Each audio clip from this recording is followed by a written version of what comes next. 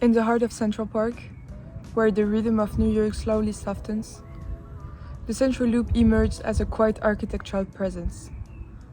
Designed as a continuous figure eight, the pavilion invites vision to wander freely through its flowing path. The loop symbolizes continuity, the endless dialogue between city and nature, movement and stillness, sound and silence. As people walk through the structure, they discover a sequence of openings and framed views.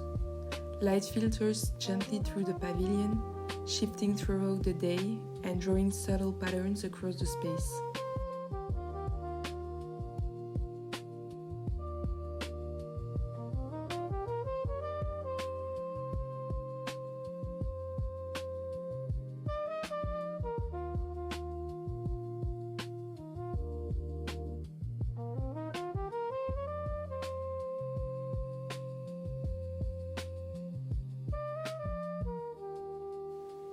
Inside the loop, time seems to slow down.